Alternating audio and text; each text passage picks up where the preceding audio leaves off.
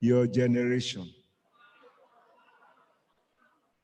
We have taught you to hate government.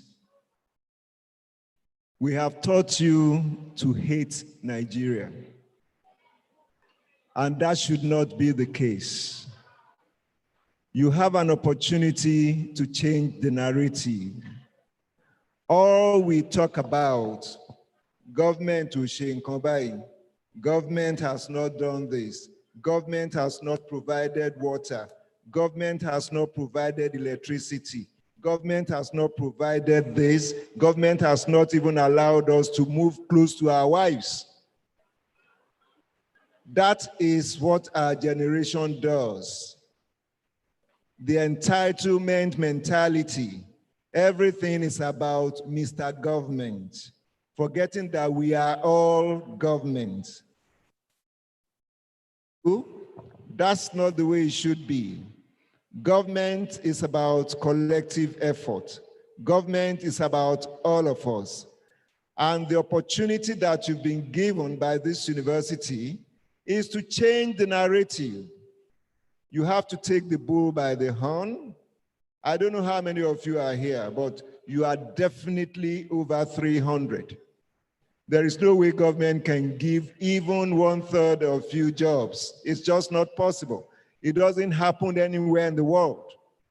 The civil servants in Lagos State alone are more than all the civil servants in the UK.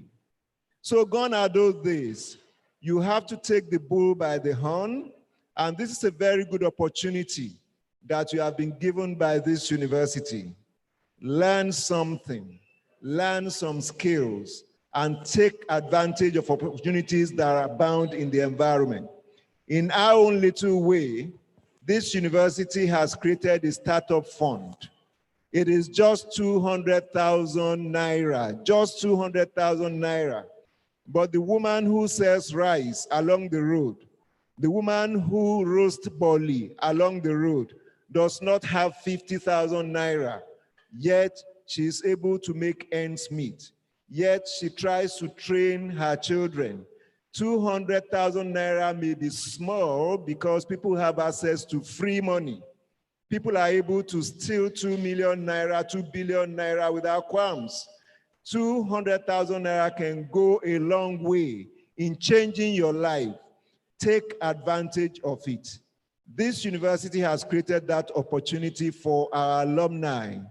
You can apply for a loan of 200,000 naira, 1% interest, meaning that in the whole of 1 year, the interest you pay on it is 2,000 naira. It can change your life. Learn a skill, perfect it. By the time you live in here, it can change your life. Very good morning. Welcome to this event.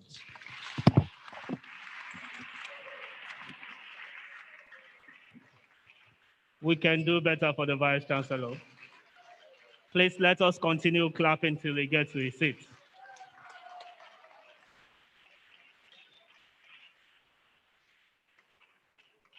Thank you very much. Now we're going to the lecture properly.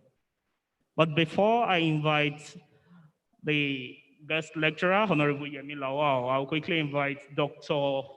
Akin to quickly read the citation of Honorable Yemi Lawal. Good morning, ladies and gentlemen. The guest lecturer, I crave your indulgence. May you please stand up while I read your citation and remain standing. Distinguished ladies and gentlemen, Mr. Vice Chancellor, all other eminent personalities here seated, I have the rare privilege to read the citation of Honorable Olayemi Aziz Lawal. Young Yemi Lawal was born into the Lawal's family, popularly known as Olonreson in Akpom, Osun State, some decades ago. The family is distinct with business as the major in oil and gas, general merchant, and hospitality business. Little wonder young Olayemi Aziz Lawal did not wait on white-collar job upon graduation from the prestigious Obafemi Awolowo University, as he immediately joined his father in the family business. He served meritoriously in different capacities and positions before he launched his own personal initiative in setting up a state-of-the-art hospitality business, popularly known as Gentlemen's Quarters Lounge and Club. The company that employs over 200 staffers in all the 3 outlets across the Nigeria.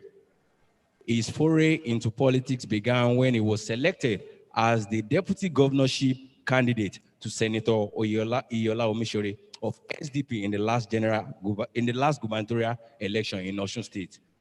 As fate will have it, young Olayemi was appointed the commissioner for youth, sport, and special needs by Governor Gboyega Oyetola. He is perhaps the youngest commissioner ever we have in Osun State. He is happily married and blessed with kids. Ladies and gentlemen, distinguished students, I present to you a young man that has carved niche for himself in his chosen career, a successful entrepreneur, a consummate businessman, a great advocate of this generation, a public speaker, and orator par excellence, Honorable Olayemi Aziz Lawal.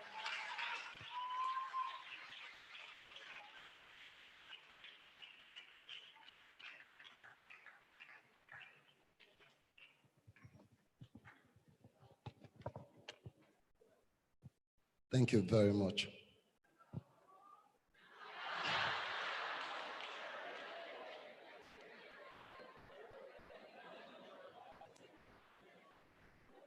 The Vice Chancellor, my dear daddy, Professor Popola, thank you for having me here. The Deputy Vice Chancellor, my dear Ebo, the Managing Director of Lautech Business School, Chief Jide Bewaje, one of the people that usually tell us what to do at different times. Thank you very much. The Senior Special Assistant Technical to Mr. Governor, Mrs. Muromo Keraji. Good morning, ma'am. The Director Center for Entrepreneurship Studies, thank you for having me, and thanks for the spirit you are displaying. God bless you. My dear Egbon Pastor San, and permit me to say good morning to every important personality here. And the important personalities here involve the students, the listeners. Good morning, everyone. Greatest Nigerian student. Articulate Nigerian student. Ever conscious Nigerian student. Greatest Nigerian youth. It's the greatest Nigerian youth. I don't think the people here are youths. Are you? Are we all youths in the hall? Greatest Nigerian youth. Now I think I'm speaking to people of my generation.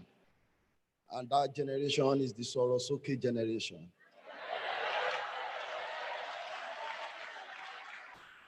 Are we all Sorosoke generation? Coincidentally, after our daddy delivered his speech, I asked him, because when he got here, he said he was tendering an unreserved apology to your generation, that our generation was misled. Then I asked you, are you apologizing to me too? You said yes. Yeah. So I belong in your generation. I belong in the Sorosoke generation. I am less than 40 years of age.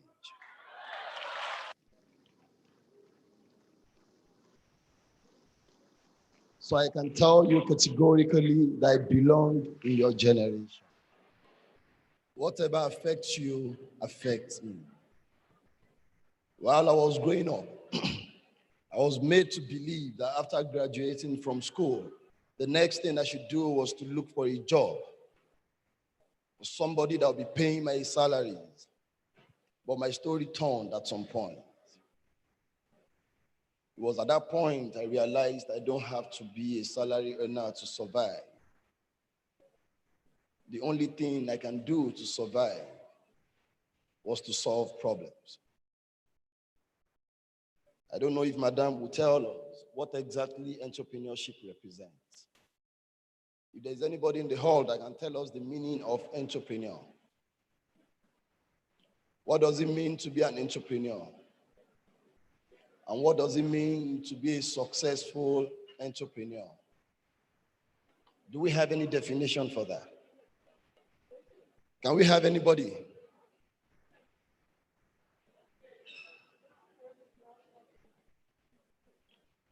What does it mean to be an entrepreneur?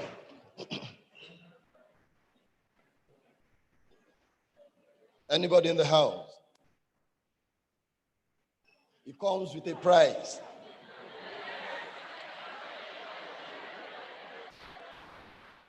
It comes with a prize. A trip to Dubai.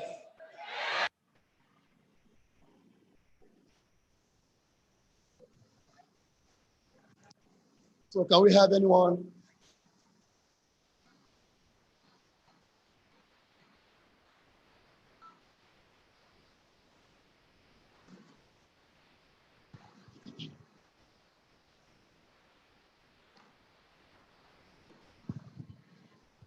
An entrepreneur is an individual that starts a small business and face the risks and also enjoy the benefits from the business. Thank you. Any contrary opinion? Any contrary opinion?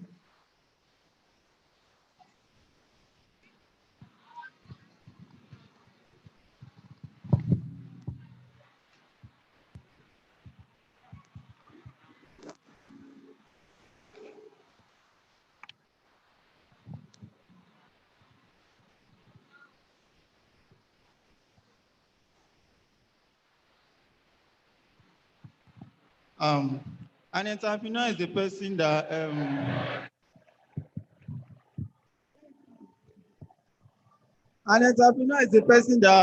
that set up a business and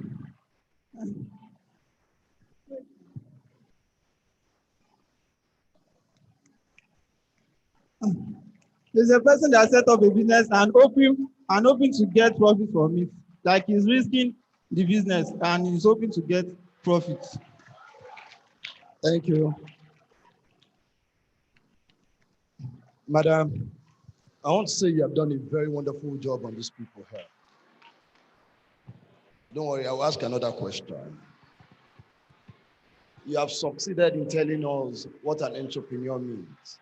Somebody that is into business, isn't it? Somebody that is able to turn money around.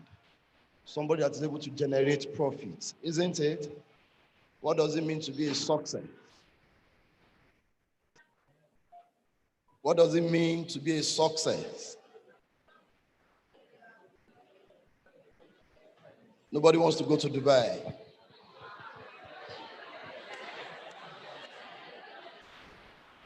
What does it mean to be a success? You want to say something? Thank you. Thank you.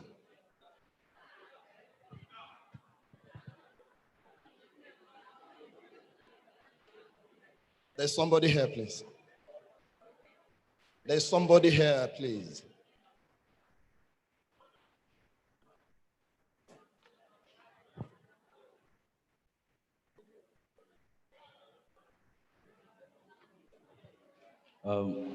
A successful entrepreneur is a person who start up a business and no matter the risk, no matter the circumstances, he was able to scale through. Thank you. That's a brilliant one. I don't want to go academic, but let me tell you what an entrepreneur represents for me. An entrepreneur is a problem solver. An entrepreneur is somebody that solves problems. And when you solve problems, you're definitely going to be successful. It doesn't have to be in monetary terms. It is about problem solving. The vice chancellor of this university today is a success story. You know why? Because he's a professor. Do you know what it means to be a professor? You must have handled something and become a success story on whatever you have done. Before you can become a professor, you must have gone into a particular study and improve on what you met on ground. So, for you to be an entrepreneur at all, you must be a success story. And I want to tell you this. There is only 4 ways to becoming a success story. If you miss in any of the ways, you can never become a success story. The first one is for you to identify problems. The first way out is for you to be able to identify problems. Look around you. Look at your environment. What are the problems people have around you? What are people not getting right? What are the things people are complaining about? What are the things people are saying? They're looking for people to solve for them. That's the first thing you should identify. It could be something very little. It could be water. When you identify the problem, the next thing is you begin to think around proffering a solution. How do you proffer a solution to the problem? That's the next stage. When you're able to provide a solution, you are adding value to what you're doing. So make sure when you provide solutions, you're adding a particular value to what you're doing. And definitely when you add value, you create wealth. When you add value, you create wealth. Let me give you some stories. Does anybody know the person called Dangote here? Do we all know Dangote? He's a very lucky man, isn't it? Dangote is a lucky man, isn't it? But unfortunately, I see him as one of the most hardworking men I've ever met in my life. Dangote is not lucky at all.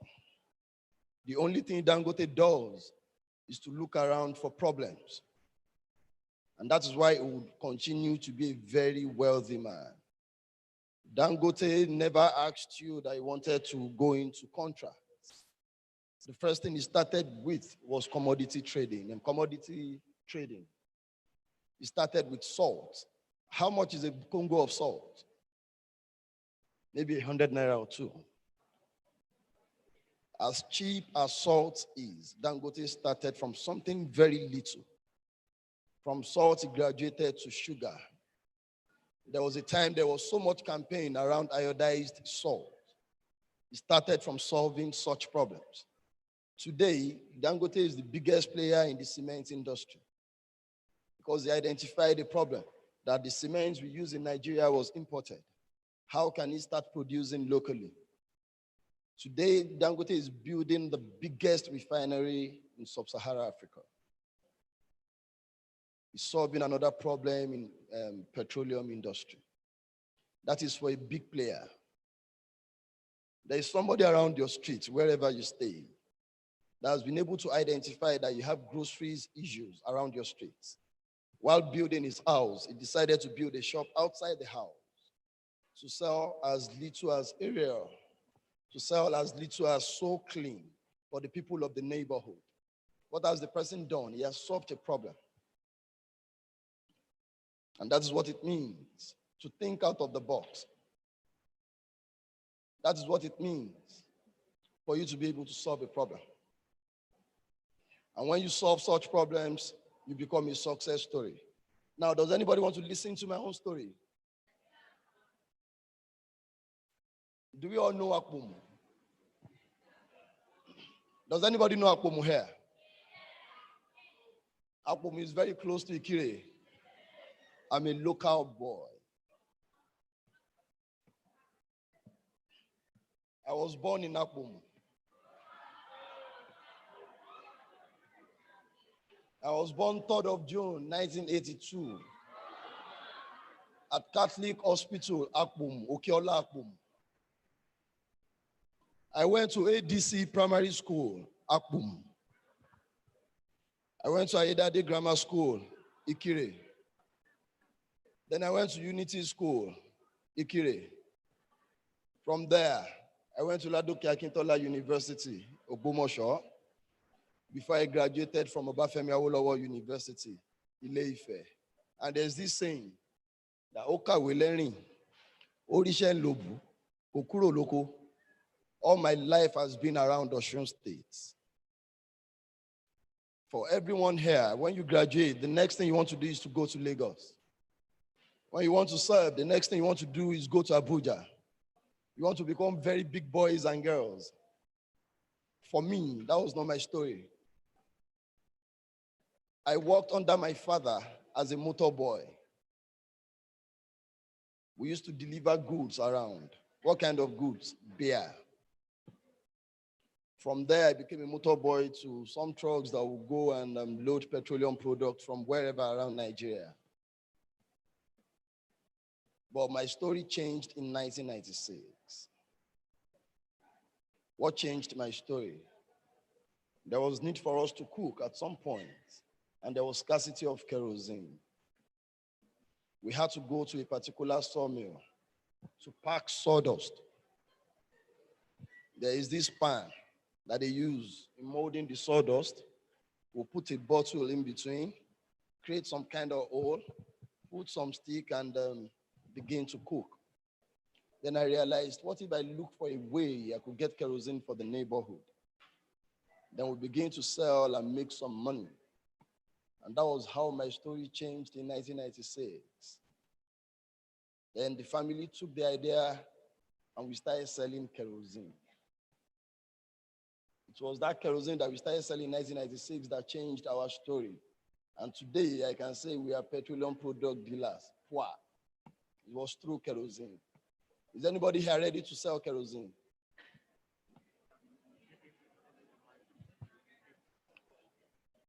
Can we all hear me? Are you ready to become kerosene sellers?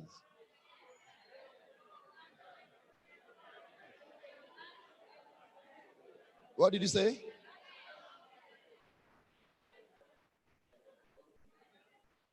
While I started selling kerosene,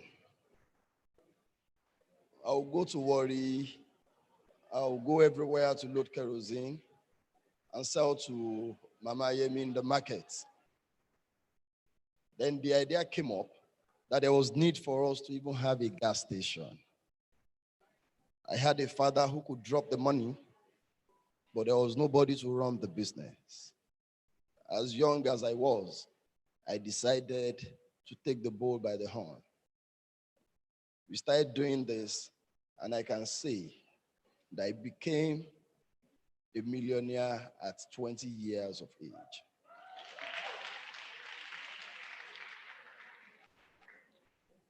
My story continued. The business kept expanding.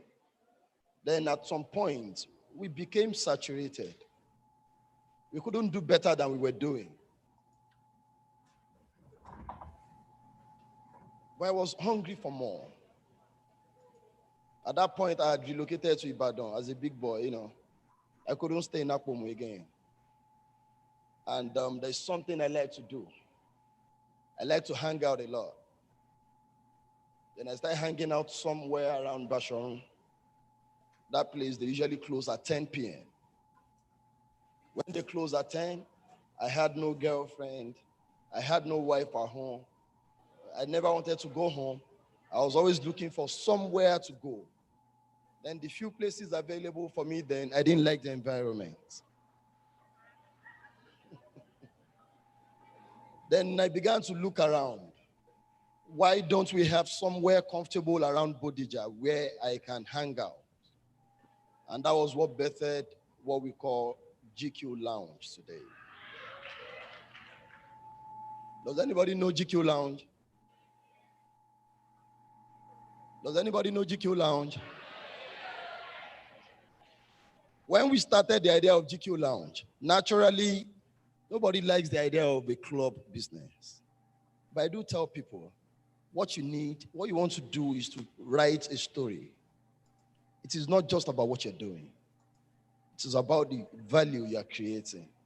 We started GQ Lounge, and the first thing we did was to instill discipline. If you're not properly dressed, you cannot come here. If you want to drink, that doesn't mean you should come here naked. Because you want to come and buy does not mean you should come dropping your values.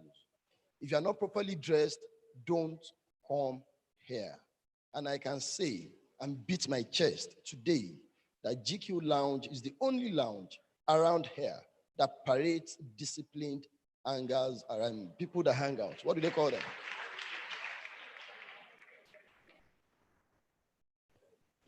People bought the idea. The idea was to create a family lounge for people that just want to hang out. Unfortunately, we realized a lot of families want to go out with their wives and kids. They're only looking for an appropriate place to hang out. Then GQ blew. You know when this is something blew? So I was okay. You know when they talk, say, that guy don't blow. That was how GQ, bow. Why? Because we were solving a problem that people were looking for who was going to solve the problem. Then we started opening in Ibadan. Today, we have 2 outlets. 2 outlets doing the same thing. And the 2 outlets have their own clients. To God be the glory. Today in Osogbo, we have 1. Go to Ilorin, we have 1. We are planning 1 in South Africa. We are planning 1 in Dubai. And 1 is going to spring up in London. Why? Because we have been consistent.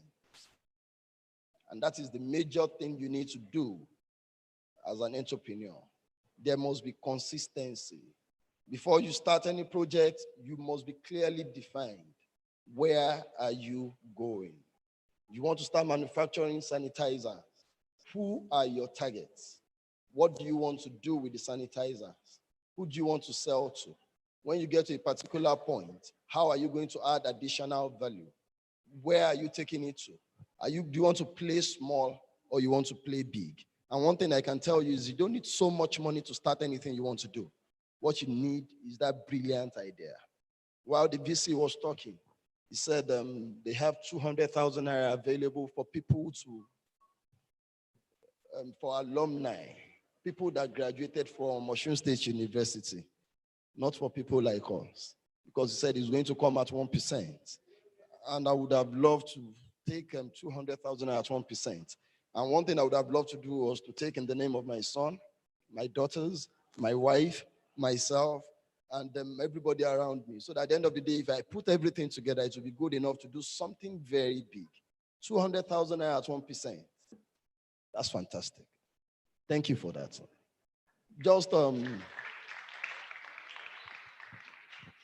Just recently, some youths came to my office and everybody was talking about how the government has failed them.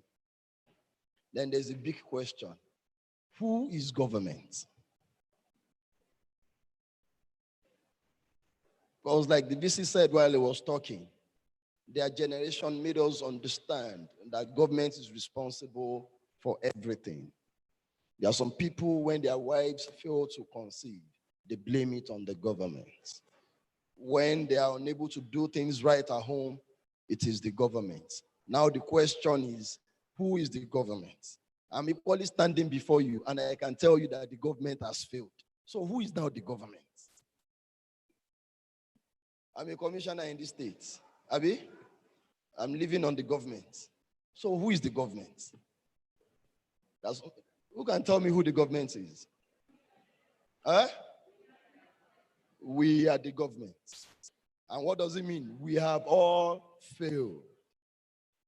So the big question now is, how are we going to come back as a people? How are we going to start addressing issues the way issues should be addressed? Oga said he's giving me more time. Huh? That time is even too much. Just recently, some youth came to my office. Everybody was complaining about what the government has done wrong. and I asked them this question: what do you want? They said they are looking for money to start a business. How much are you looking for? Any amount of money. Then the question goes thus: if I give you 1 billion naira now, what would you do with it?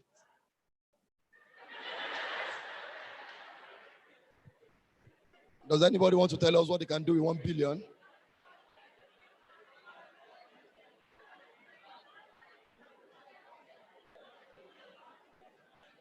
$1 billion.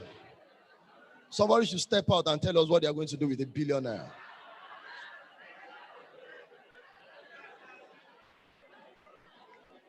$1 billion. Is it too much? Is it too much? Okay. Let's bring it down. 1 million naira. 1 million naira. Please come.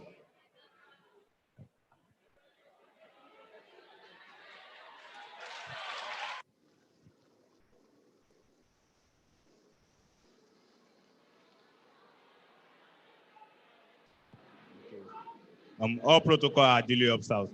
I am Adediran Ibrahim Adeshola. If I'm being given 1 million naira, sir, as a student of Osun State University, from the best department, mathematics department,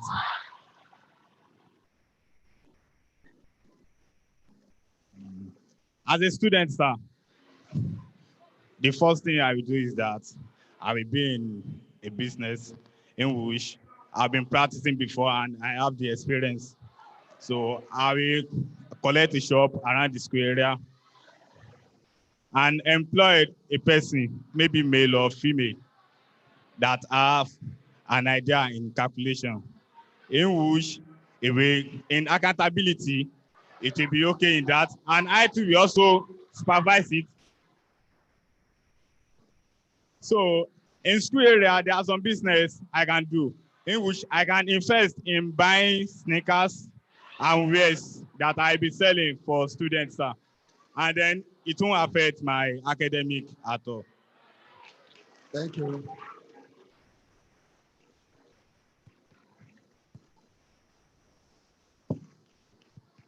Thank you. Thank you. I'm sure everybody agrees with him. If I give you 1 million naira now, you start a business, isn't it? Have you ever heard of any failed business before? Have you ever heard of a failed business? Before you start anything, you must know your onions. Don't just go and get a shop because you have the money. When I have 1 million, I'll go and get a shop and I'll start selling cylinder or gas. Where are you getting the shop? Who are you targeting? How do you plan to sustain your business? You must understand all of this. The young ladies of nowadays, everybody is selling clothes online.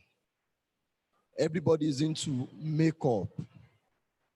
Now the question is, who are your targets? How do you want to sustain what you're doing? Don't just do it because people are doing it. Like the story I was telling you, these young men answered this question the same way my brother here has answered these questions. But just recently, His Excellency, Mr. Governor of the state, went around and sourced for about 4.5 billion naira. And he said we should identify young people in our society who are ready to do something. We aggregated about 4,000 names of young people and gave them 500,000 naira. Within 2 months, do you want to hear the success story? Quite a number of people have gone ahead to buy plots of land. So some people will come to us and tell us, Oga, owó tẹ́ fún mi, mo ti fẹ́ kọ́lé mi dé lintel. So when it gets to that point that you have exhausted the money given to you, how do you continue? Your priority at every point in time must be about the problems you want to solve. Your priority should never be luxury. Whether you have a house or you don't have a house, you are going to live in a house. Whether you build one now or not now, you are definitely going to live in a house. You don't have to look at Commissioner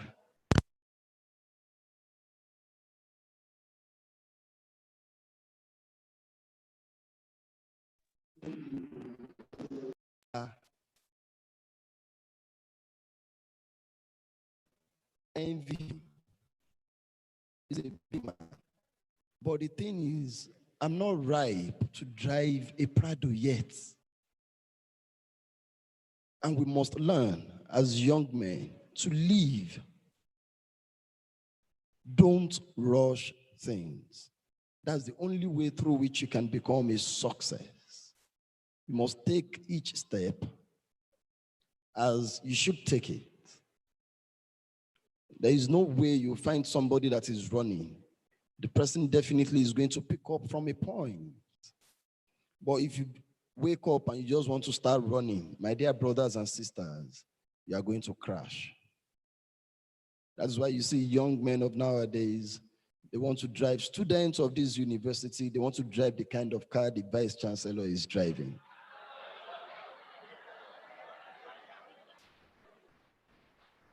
You don't believe me? Or you don't want to drive the kind of car the vice chancellor is driving? Eh? So as young men, please, for you to become very successful entrepreneurs, you must be able to plan.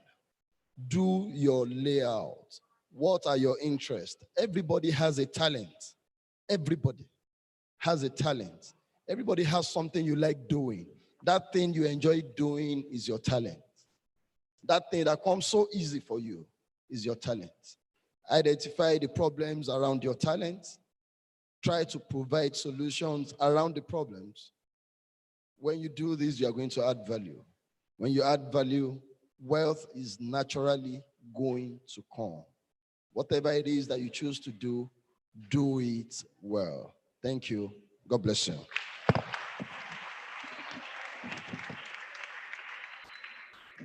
Please, we can do better. We can do better, please. If you enjoyed the lecture, please let us give him a round of applause. Thank you very much. Can you please let me tell your neighbor that don't rush? Please tell him or her again, don't rush. Tell him or her to identify a problem. Please tell your neighbor, identify a problem. Whether he's answering or he's not answering, please tell him that plan to solve a problem. Thank you very much. Let me quickly recognize the presence of one of our guest speakers, Engineer Kayode Dagiloke. Please a round of applause for. Thank you very much for coming, sir. I recognize the presence of the Subdean College of SETS, Dr. Oladejo. Please a round of applause for Dr. Oladejo. Thank you very much for coming. The Student Affairs Officer, Mrs. Oluwasomi VA. Is she here? Okay, I think she stepped out. Then to the Senior Special Advisor to the Governor on Technical Education, Dr. Mrs. Moromoke Ramota Raji. Thank you very much for coming. Thank you very much, Ma. Also recognize the presence of Mr. Dayo, a youth enthusiast. Is here, please? Mr. Dayo, not Jim. Mr. Dayo, Nigeria, so sorry. Please a round of applause for Mr. Dayo, Nigeria. Thank you very much. He's even putting green, white, green. Thank you very much. Please let me tell your neighbor that you are lucky to be here. You're very lucky to be here. the director, the Center for Entrepreneurship Studies under the acting director, has gone ahead to partner with the B-Skill Academy in Canada, which means the director of that B-Skill Academy in Canada is going to be speaking to you live on how to become a successful entrepreneur. I believe you are still going to tell your neighbor that you are very lucky to be here today. Okay, thank you very much. Without wasting much of our time, I'll quickly invite Dr. Akim to read the citation of the second guest lecturer, Chief Babajide Bewaji. Please, a round of applause for Dr. Akim.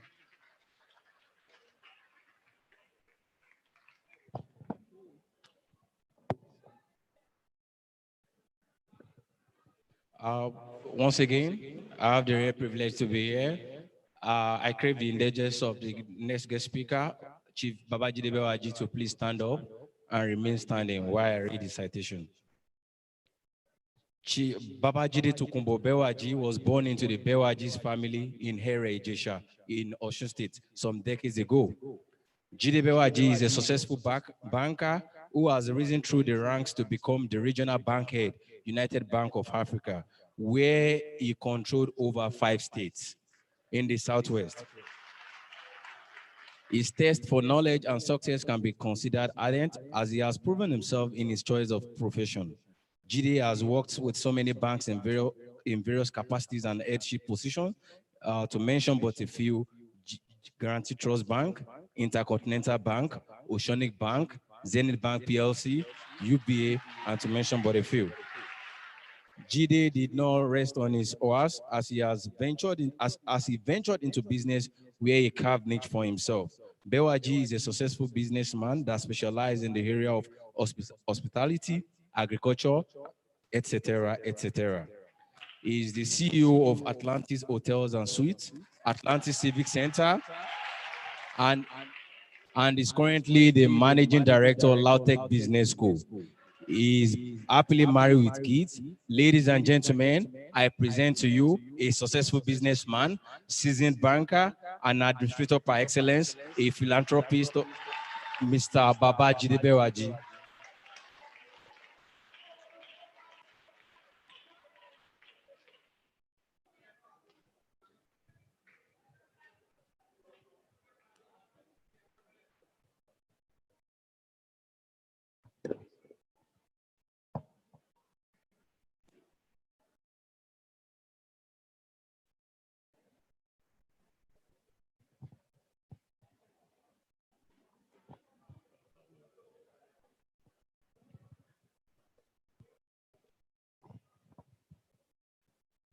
Honorable Commissioner for Youth, Honorable Yemi Lawa,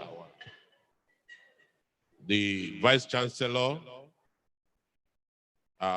University of Osun State University, Professor Pokuola, is a transformational leader, is fourth industrial revolution leader, and is the man behind the success story that is happening in UNIOSUN today.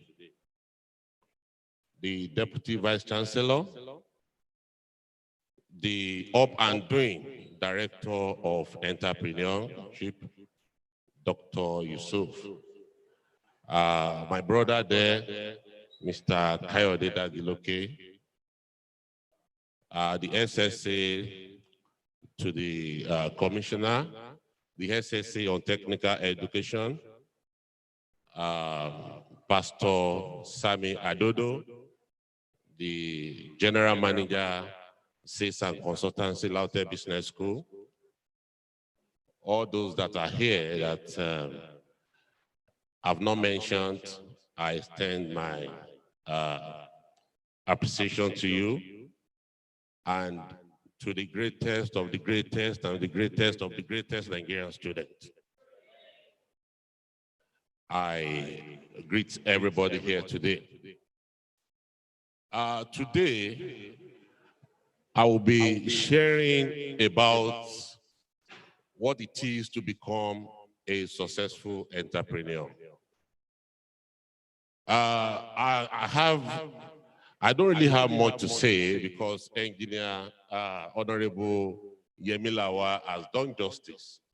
He has been as practical as possible to do justice to what it is to become an entrepreneur.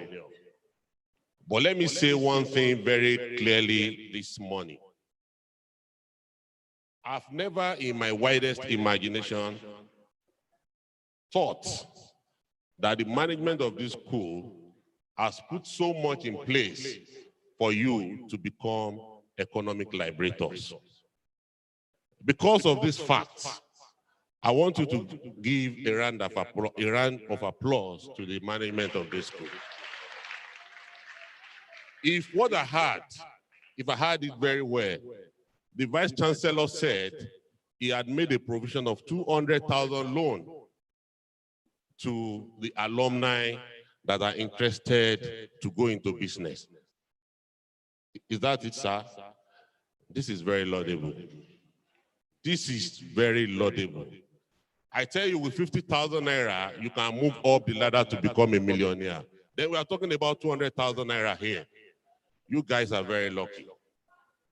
You guys are very lucky. We are going to be talking not as a university undergraduate per se, but we are going to be talking how you can move as a university undergraduate to become an entrepreneur.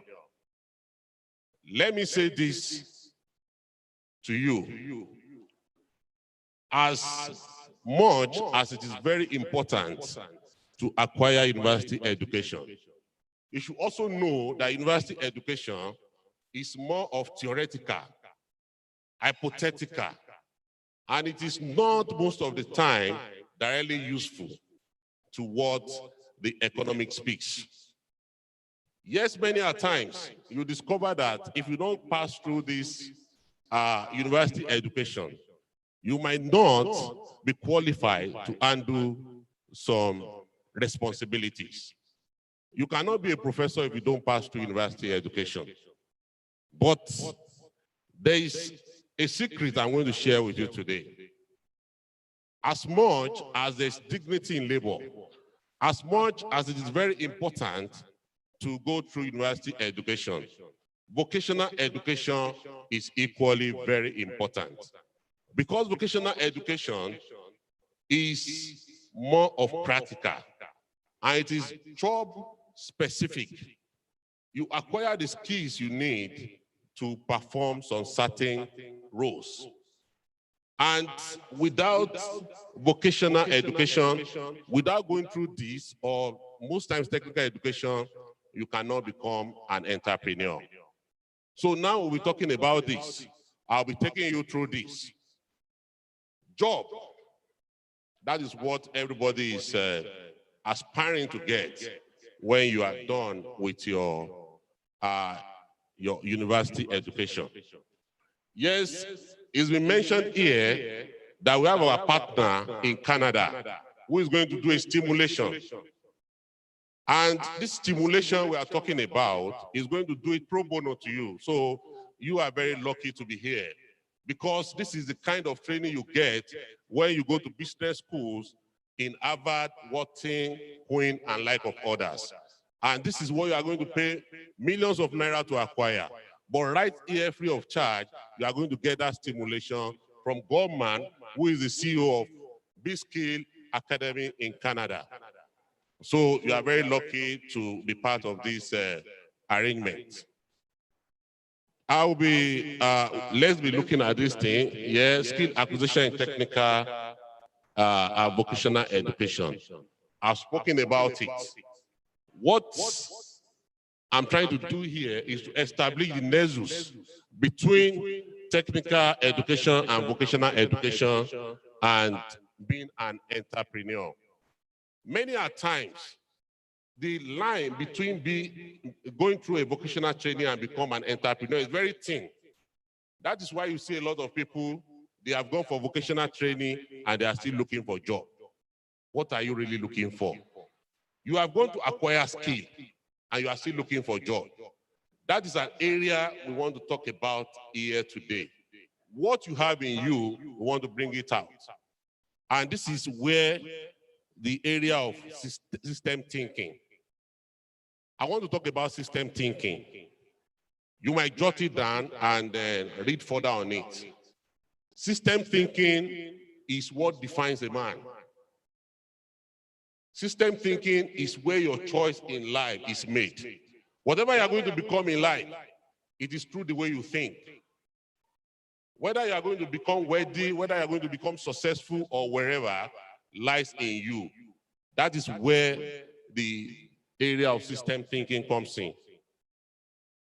What does an entrepreneur, what does he do? He earns a living, he provides employment opportunities for others, and he eradicates poverty in the society. Today, if everybody graduate today, all of you cannot get a job from government. Who are the people that provide jobs? Banks that you are seeing, they are entrepreneurs. Oil companies, they are entrepreneurs. IT firms, they are entrepreneurs. Hospitality players, all of them, they are entrepreneurs. So who are you? I'm asking you the question. It's a rhetorical question, and I want you to ask yourself that, who are you? Today, the Nigerian employment rate combined together is about 55.7%. This is very, very, very sad. And that is why we need to rise up right now. We need to think very well and say that I'm not going to be part of that fold. I'm going to be a successful entrepreneur. How do you become a successful entrepreneur? The Commissioner for Youth has told us what an entrepreneur is. He has told us that an entrepreneur is a problem solver. But mind you, an entrepreneur at the same time is also a risk taker. And it's also a profit taker. So that is also one thing you should know. And as you have entrepreneur, you have intrapreneur as well. I will leave my partner in Canada to talk about that when he's giving his own lecture. Here we have different areas where you can actually acquire skill. Industrial and trade, vocational agricultural education, and all that. And when I entered the center today, I discovered that what is there is something that is very impressive and is of world-class standard. So I want to beseech all of you to take advantage of this. I want to talk about qualities of being an entrepreneur. As an entrepreneur, no matter how good you are, you need to be able to communicate. Communicate what you have to people. And you need to also market what you have as a product. Then very quickly, I want to talk about why entrepreneurship is important to the economy. I've said it, governments at the local, state, and federal, they cannot accommodate the employment needs of everybody. And that is why it is very important for you to also be an entrepreneur, to be a revenue generator and employer of men. You see, there are a lot of ways by which you can become an entrepreneur even as an undergraduate. But what is critical and key to the reality of this is the way you think. How do you think? What are your priorities? A lot of talents are inherent in us. A lot of talent are embedded in us, which we are not making use of. And this is the time we start to be thinking about how do we build the skill that are embedded in us.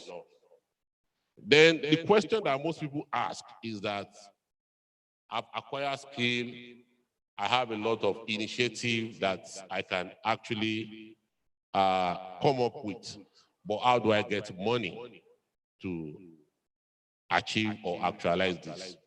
And good enough, there's a window that the school has already provided, and that is the window of getting a loan.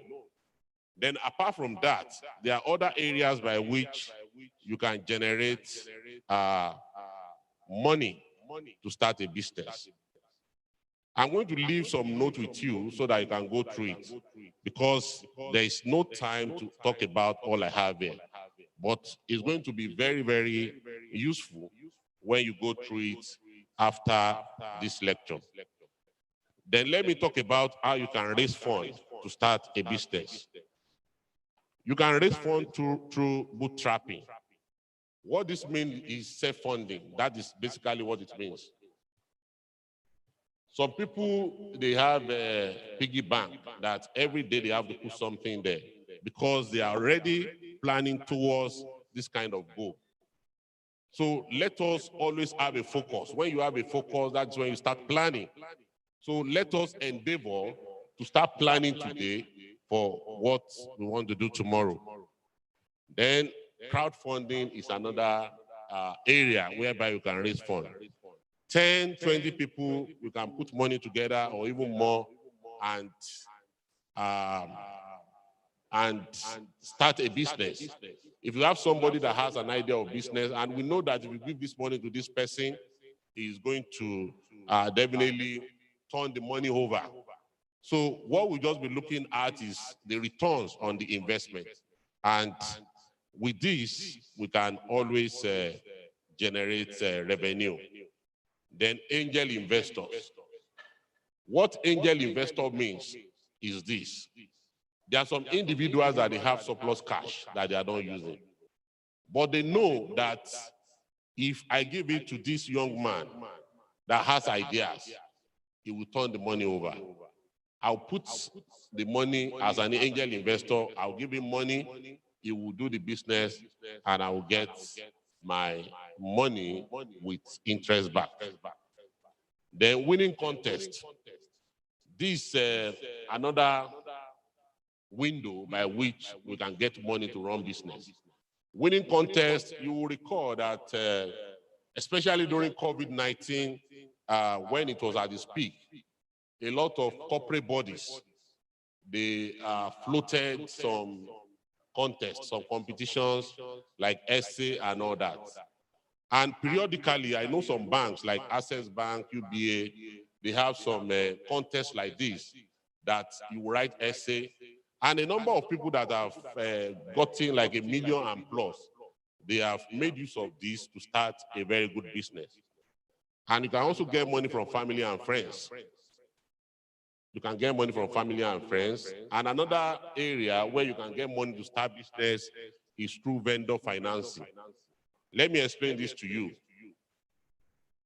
For example, if you have somebody that supplies probably cream or anything, he can give you as an interested party that take these goods worth 200,000, go and sell it. When you sell it, you return the money back. Then you would have made your own profit on it. So with that, you'll be able to gather your own money and then start business. Then bank loans and grants. This is very, very key to a number of us here, because the government has created a lot of windows whereby we can get grants. But I'm sure a lot of people are not privy to this. So it is important we read and read so that I'll be able to know all these things. I know that about $1 billion has been set aside by Tony Elumelu Foundation. And a number of people that are doing business exploit today, they have been the beneficiary of this gesture. So for us here too, let us always seek for knowledge so that we'll be able to step up our game. And aside from government, there are a lot of, I think I have about 99 bodies across Africa that are giving grant to youth especially. So once again, I want to appreciate the management for giving me the opportunity to talk about entrepreneurship. I will now allow our Canadian partner to do his stimulation. I thank you once again. God bless you. God bless you.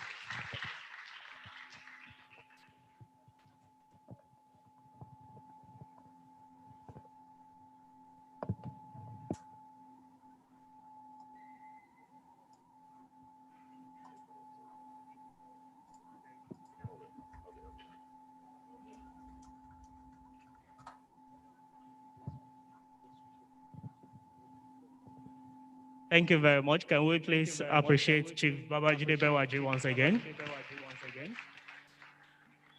Now we're switching to the director of this skill academy, Mr. Norman. Mr. Norman, you have the floor now.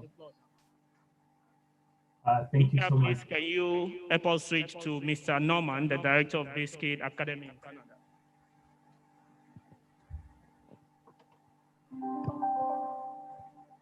Thank you so much. Can I be able to share my screen?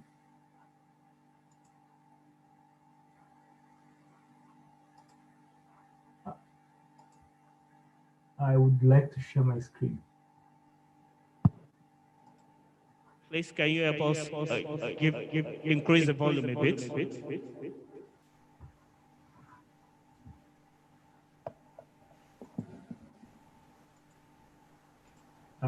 Good morning, everybody. My name is Norman Musengimana. Could I share my screen a little bit?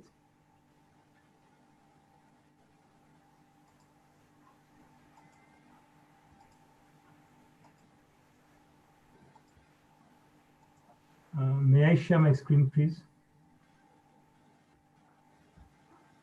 We can hear you. Yeah, I would like to share my screen.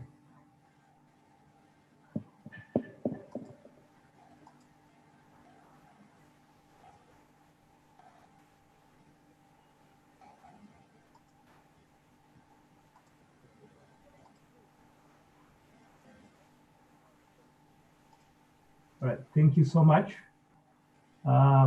Honorable Commissioner for Youth, Honorable VC, Osun State University, all protocols observed.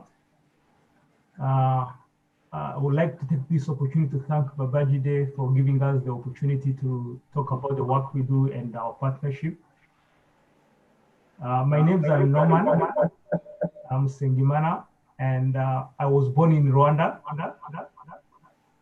And I lived in East Africa as a refugee for about 10 years, between 1994 to 2005. And right now, I believe that I'm an African or a Pan-Africanist. I came to Canada back in 2017 to follow my master's degree in entrepreneurship.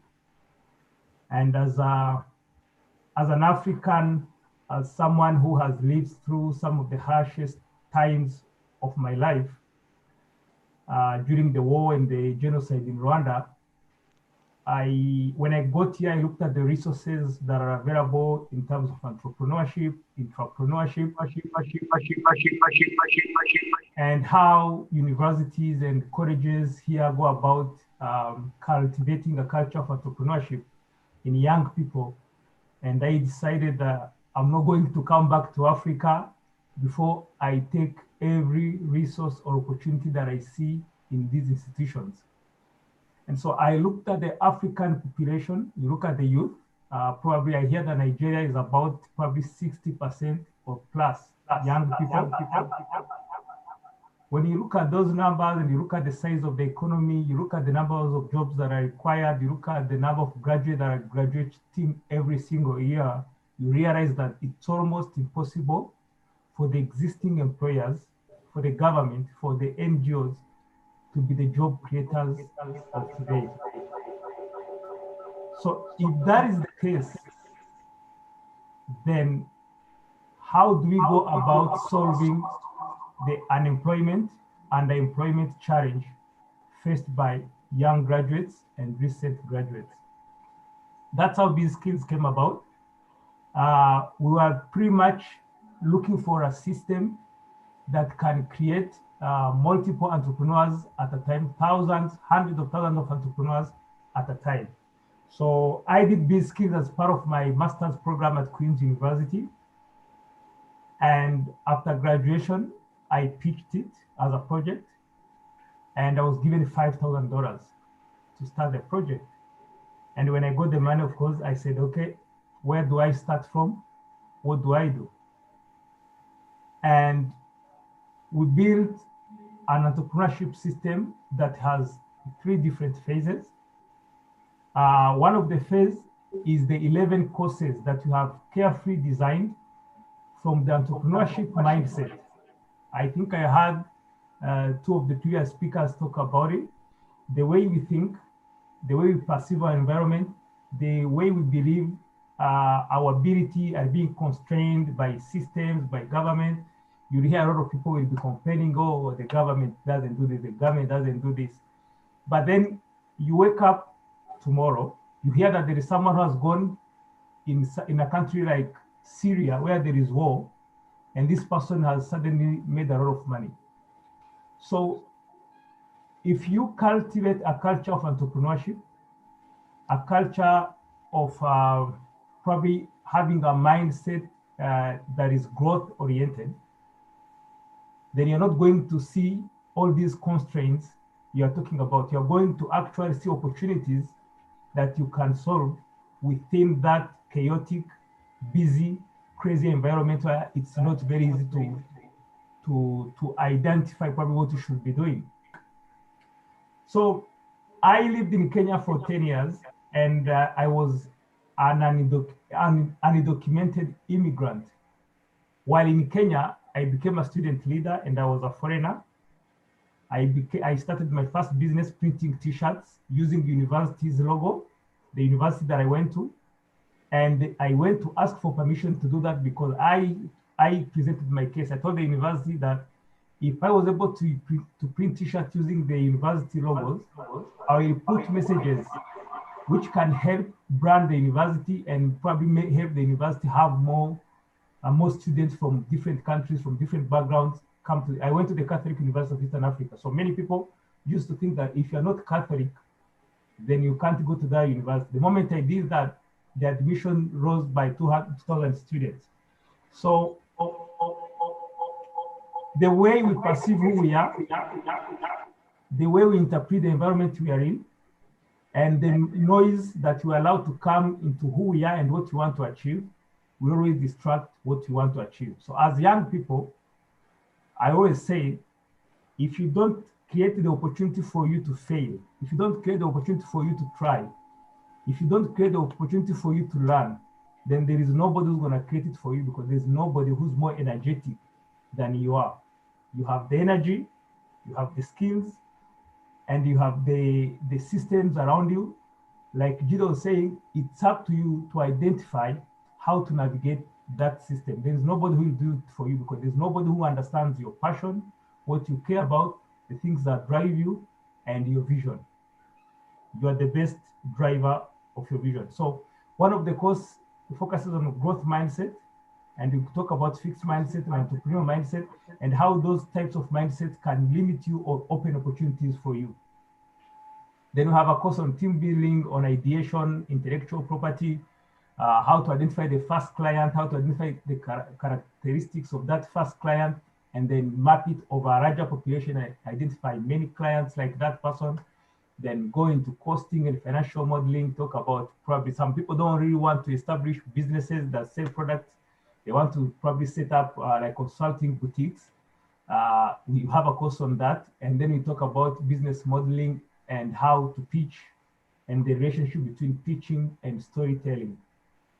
And the reason why we designed those courses was I've been part of probably 6 incubators in North America, and I was looking at how they develop their programming and how they go about structuring them. So I wanted to kind of create a foundation that can help a student or a recent graduate fit into any ecosystem in the world. So when you finish working during your courses or your learning on B-Skills Academy, you are kind of someone who's ready to kind of fit in any ecosystem around the world, because of the people who are on the platform and because of the way you think and how we have developed you to become a different person. So after we finish the training programs, we will go through the virtual incubation program. And we call the virtual incubation program a company creation process. It takes 13 sessions, and it's a session per week. And every week we assign you work and responsibilities to work on. Then every week also you take like 3 minutes to give us a picture of the activities or the work you've done during the week. So this is a very important section because the company creation process, you have coaching, you have mentorship, you have guests, and you get to network with other people who think like you, and you can probably even identify some people who can become your potential co-founders. And then you have the final session, which is usually a pitch. And we are not wealthy. The way we designed our pitch is, first of all, to prepare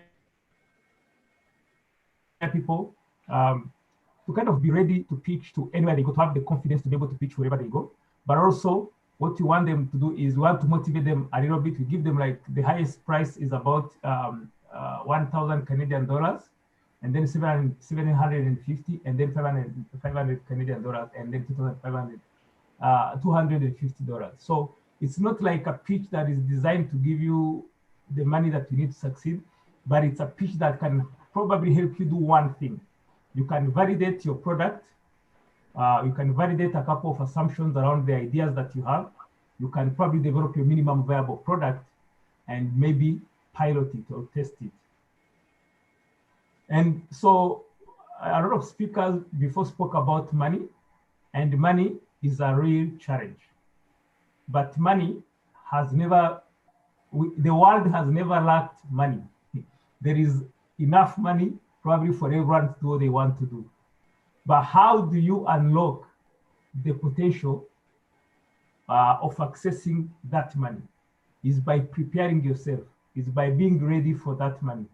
I think one of the speakers said, if we gave you $1 billion, what will you do with it?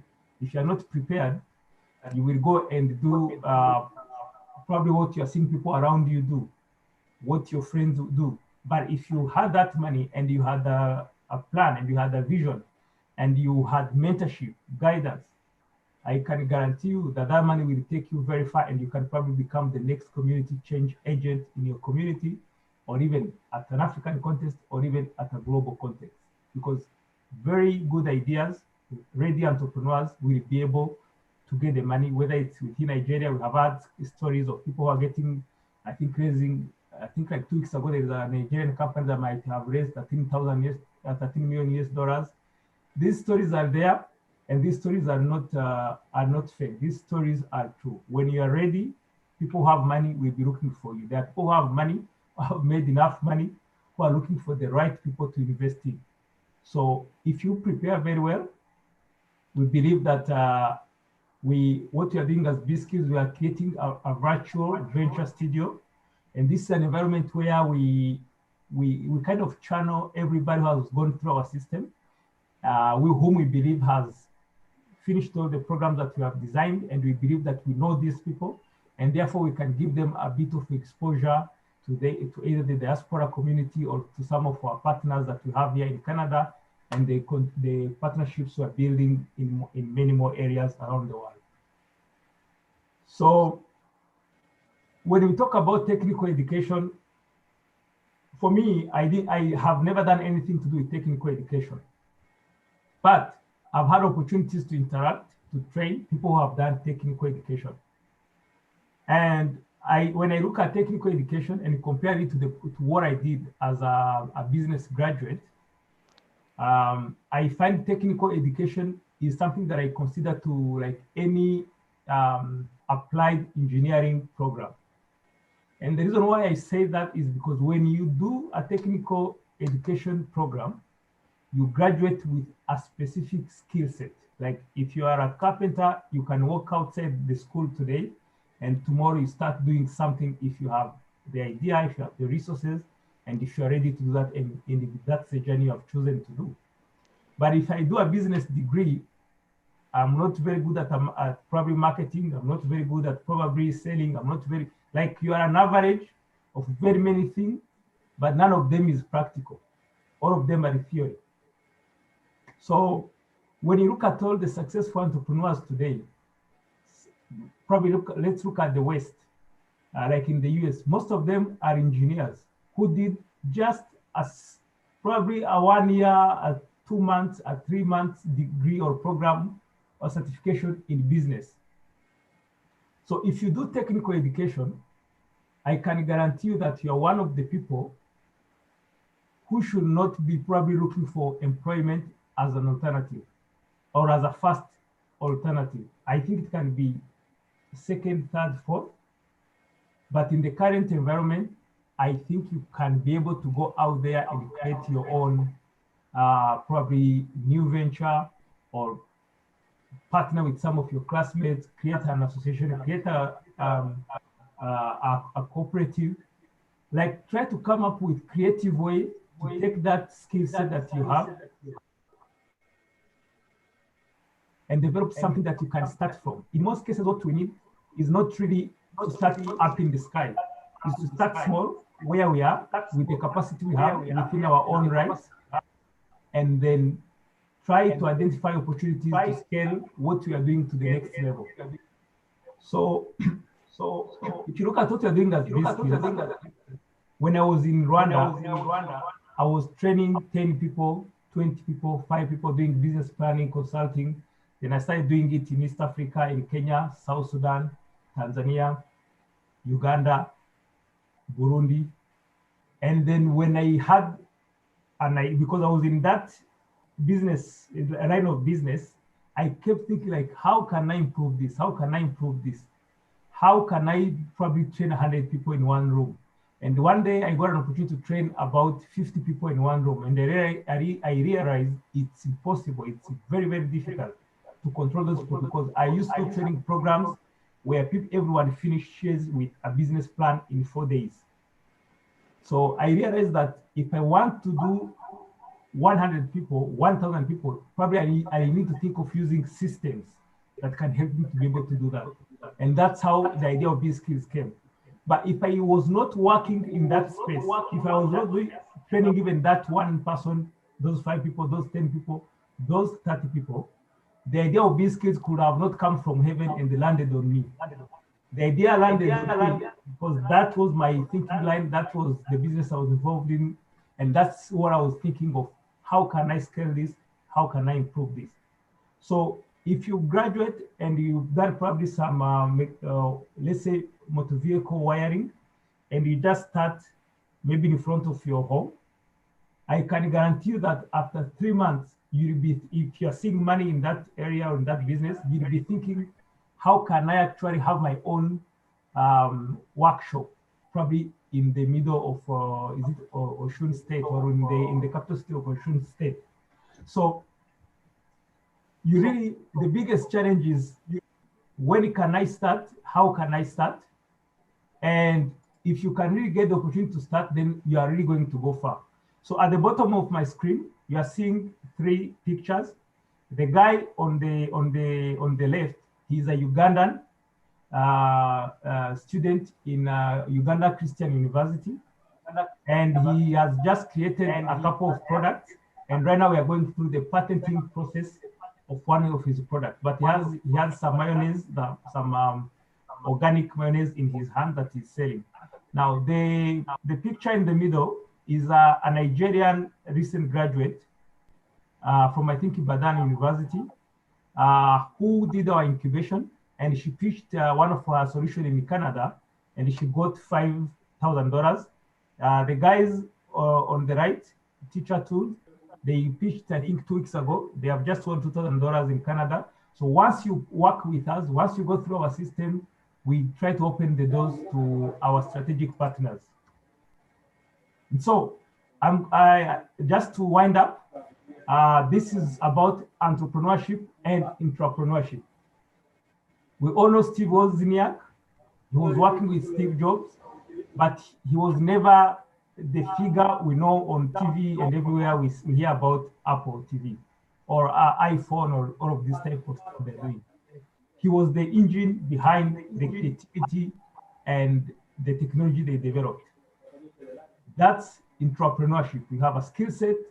You are not willing to take the risks on your shoulders, but you believe you are an innovator and a change maker, and what you want to do that through maybe someone else who's an entrepreneur who can take all the risks, financial, hiring the right people, building a company on behalf of you. So that's entrepreneurship. Entrepreneurship is you want to take all the risks, you want to deal with the challenges of creating a solution, and you are ready and willing to take the journey the way you want. So we know people like Elon Musk, like Jeff Bezos, like Tony Romero, a lot of people. But what I wanted to say about these people is they don't want to be rich tomorrow morning. Tesla took 18 years for Tesla to make profits. It took 14 years for Amazon to make profits. So in as long as you want to do these things, they are not very easy. That's why you need to be ready psychologically. And the gentleman at the top, that's my dad. He's 8 years old. Right now he's running businesses probably in 3 or 4 different countries. And one of the best things that I learned from him was always be ready to work. Whether it's 16 hours, whether it's 2 hours, whether it's 24 hours, be ready to work, because the life is all about working. And then he's told me, if you stop working, you should be ready to go to the grave. So if you're not ready to work, ladies and gentlemen, it's very difficult. This world is a jungle. You should have a mindset that is ready to work, that is driven to achieve, and just go there and start. That's what you need. Every one of us needs a starting point, and then the rest will come afterwards. Thank you so much.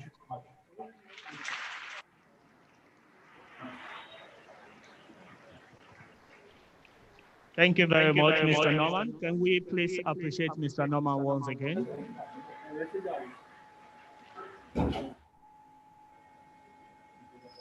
Thank you very much. Without wasting much of our time, we'll quickly appreciate our guest lecturer, and I'm going to call the Deputy Vice Chancellor, Administration and Development, Professor Janet Olaito, to hand over a token that we have.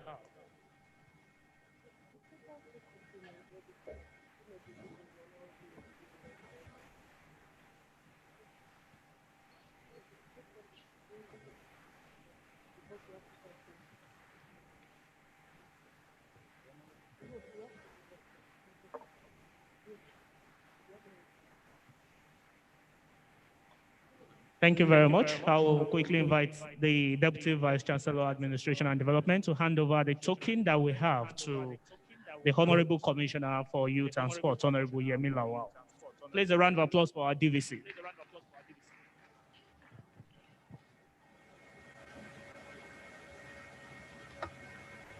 Yeah.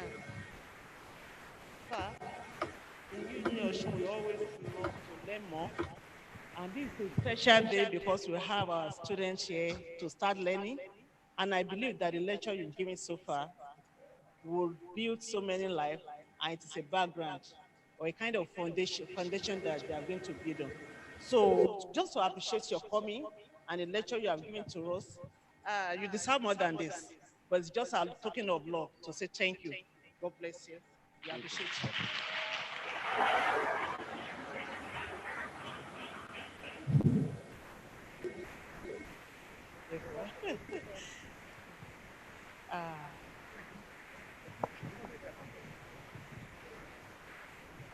Okay, I will quickly invite Chief Babajide Bewaji for his own gift, which is going to be given by the Provost College of Sex, Professor Amos Bopola.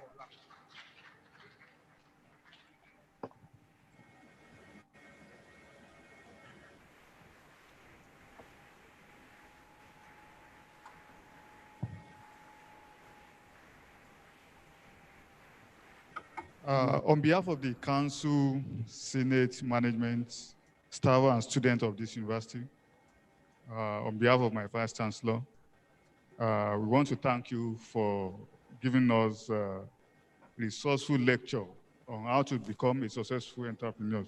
I'm not surprised that you are able to do that, being an alumnus of LAUTECH and being the chairman of LAUTECH Business School.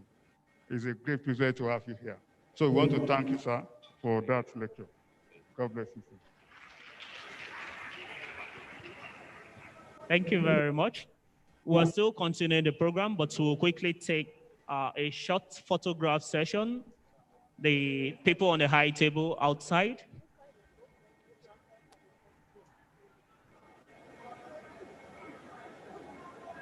Please.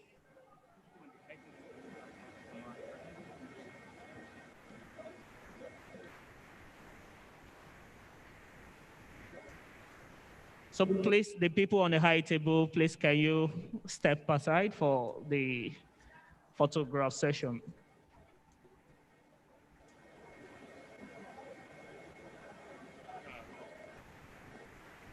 Toby.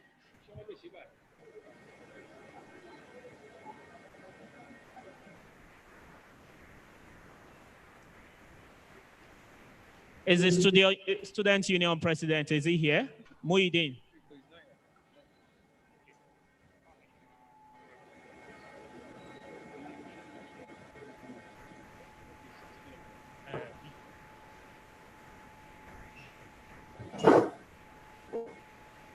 Please, if you are not using your nose mask, please ensure you use it now. We just need few students representatives to join this photography session.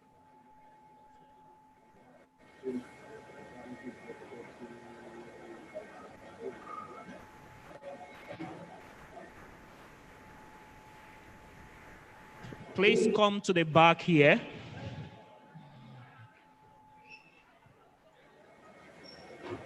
Come to the back here, please. Come to the back here. To the back here.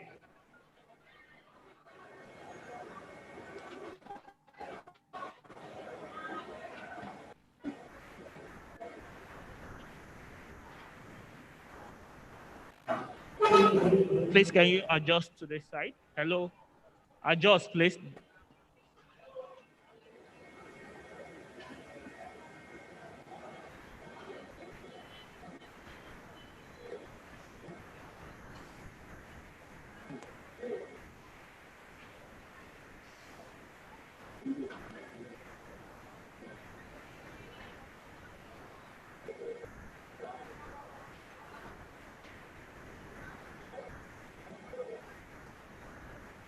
Thank you very much. Can we quickly move back to our seats?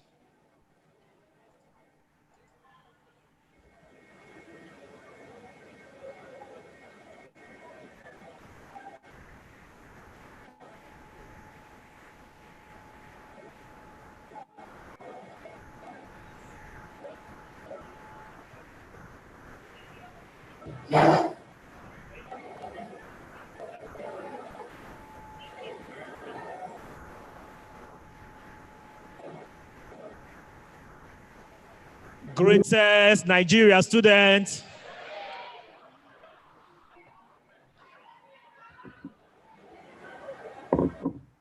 Greatest Nigeria student.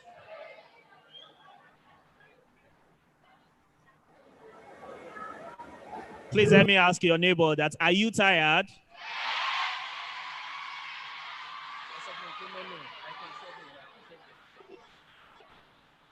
Item 7 is on its way.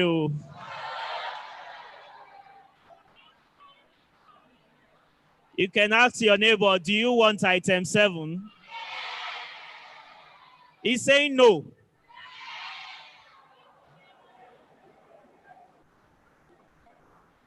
Please let us quickly settle down.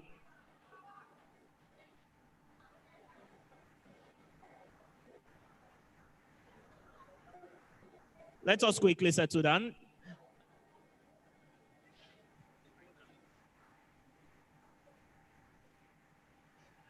I'll quickly invite Dr. Akim Dablare to quickly invite the third guest lecturer,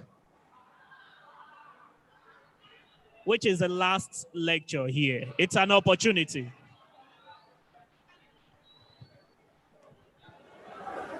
Hello.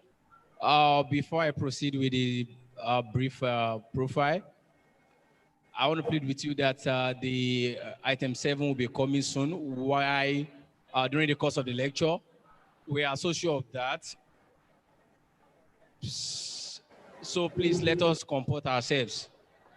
Thank you once again, Mr. Vice Chancellor, sir. The guest lecturer today, Mr. Dagiloke Kaode. May I please crave your indulgence to stand up and remain standing while I read your bio profile. Distinguished ladies and gentlemen, Kaode Dagiloke was born into Dagiloke's family some decades ago in Osogbo. He attended Ladoke Akisela University of Technology, where he studied agricultural economics and extension. Upon his graduation, he thought out of box and he established an automobile servicing company. Distinguished ladies and gentlemen, Dagiloke Kaode is a consummate businessman and an entrepreneur par excellence, a successful entrepreneur and a business magnate. Please, I present to you Mr. Kaode Dagiloke as he presents his lecture. Thank you.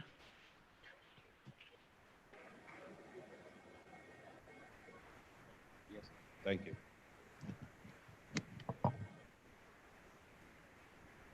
Good afternoon, everyone. Let me stand on the existing protocol. But I would like to also appreciate our prof, the Vice Chancellor, Osun State University, because of the support he has given our business. We won't, or I won't call myself a successful person if we do not have people like him around. So I say a big thank you, sir. Greatest Nigerian student. My name is Kaode Dagiloke. I will run you through a bit of myself. And why I want to do that is simply so that, it's simply because I want you to know that every successful person has a beginning. Because most of people that wants to do business or that wants to be an entrepreneur or nowadays don't want to have a base. Everybody wants to start from the top. I was born in Osogbo to Dagiloke's family, 1980. I went to Christ African Primary School at the back of Zenith Bank at Fakunle. My parents were staying at Godofon. I went to St. Charles Grammar School, and I gained admission in OAU in 1998. I was to study mechanical engineer, but I was given computer with math. But because my other colleagues, my friends, and some of my family members, they are already in school, so I want to go to school also. So I picked the course, and I was running through it. Just about 1999, I don't know if anybody know, the prof and some other people will know the incident of Africa, the refugee problem in OAU. The school was locked for 1 year. And then suddenly one day, my father was just not happy that I'm always at home. So he suggested to me that I should go and learn something, maybe mechanic or something. I felt embarrassed because back in the days, you know that people they call mechanic, Meko, they are, because of their dressing, their look, you feel they don't have money or they are low life or something, but it's not actually. So when my father told me that, I was not happy. And some of my friends now gain admission into University of Ladoke University, Lautech. So I went to Lautech also, and I was given Mechanica. But the other hand, I felt I want to do agric. So I did agric economics and extension. When I left school, but before I left school, I started doing business, buying and selling. I have a friend, my best man, Goke. Goke went to London and he brought something, so we were selling up and down. We were making small money. But guess what? Have a focus. Since while I was in the university, and I tell my friend, Said Lawal, Lamidi Oladokun, I keep telling them that I'm going to be an employer of labor. I want to, because I know within me that I have some qualities of a leader more than a manager, because they're actually two different things. We'll get to that. So I was doing business, and Chief Jidebe Aji actually supported me. He was working in the back. I was in school. I always come home, weekend. I was doing buying and selling. I sell perfumes, wristwatches, and all that. They buy from me. So I go from banks to banks. Glow, I go to Glow office. I go to Zain of Ethel office and all that. So they saw that money keeps coming into my account in Zenith. So one day, they called me for a meeting that money keeps coming into your account and you can actually access loan. So I was given a loan of 200,000 back then. So what I now, but I pay at the end of the month. I have to pay down at the end of the month. That makes 30 days. So what I did was, from people, I don't take cash from them anymore. They are salary earners. So what I do is collect checks, and at the end of the day, because their salaries are regular, at the end of the month, they take salary on the 24th. I get to the bank on the 24th and pay checks of different banks. You know, Oceanic Bank customers, GT Bank, Zenith itself, and all of that. So at the end of the month, I will make the money, and I will see my profit comes once. So I'll turn it over again. And I was doing very good. So they were happy. So when I left university, they all convinced me, including Jidebe Aji, they have to I have to look for a job. I now told him, but I'm making money. He said, no, that I need to look for a job. Okay. I got a banking job and I started doing it. But I noticed that I was performing very well. I have this sweet mouth because before I introduce anything to you, I will first of all make sure I know about it. I won't just hold the product and come and give it to you. No. When I was selling wristwatch, we were 3 to 4 guys that sell it around here. But what I make my own, I differentiate my own in a way. Whatever wristwatch I want to buy, I'll make sure that the glass on its face is a sapphire crystal. So when I want to market you, I'll tell you, this particular one is sapphire crystal. And I will tell you why, and the meaning of sapphire crystal. It's scratch proof, is this, is that. So I was making money. Fast forward, I got banking job, and I did it for just 3 years. I couldn't stay. While I was doing banking, I have a client. His name is Ney Adeagbo. He was into car security. I love cars. So he was into car security. And I was giving him loans. They were paying business, and the more I give them loans, the more they open up to me as regards their business. So I saw that there was a lot of profit in it, coupled with the fact that I love to do a car business. So I left the bank. And when I was leaving the bank, I had some cash. I bought land I have it. I was building a house, you know. And when I wanted to leave, I told my mother that I want to leave banking. My mother was like, Shorisheloi complaining. I said, no. That I want to go and learn mechanic job.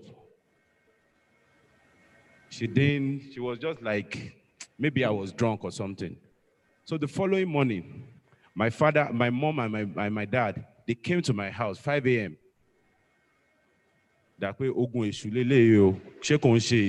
And all that. They were not happy. They were sad.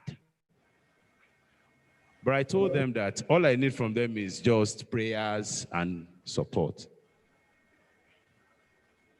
I had some cash and I left banking. After a month, I was looking for who to buy my land, and my parents heard about it. So they saw it as a problem. I went to the mountain, Orioke, Gbadura Ojo Meta, Gbawe Funfun Kan, blah, blah. So I went to Germany to go and learn mechanic job. When I got to Germany, I discovered language is a barrier, a big one. When some of them understand English, but they won't speak it to you. They won't talk to you. So what I did was, what do people need? Are you listening to me? I asked myself, what do people need? In most cases, people that drive cars, they have one problem or the other with their cars, but they don't know who to solve it.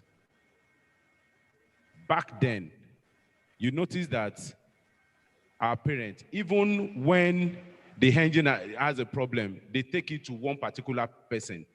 Meanwhile, on a car, there are a lot of things.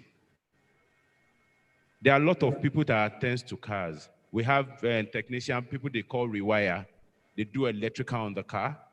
We have the main mechanic itself that does the engine, mechanical work, handling, undernet and all that. Then we have vulcanizers. We have people that attend to body parts, painting, panel beating, and all of that.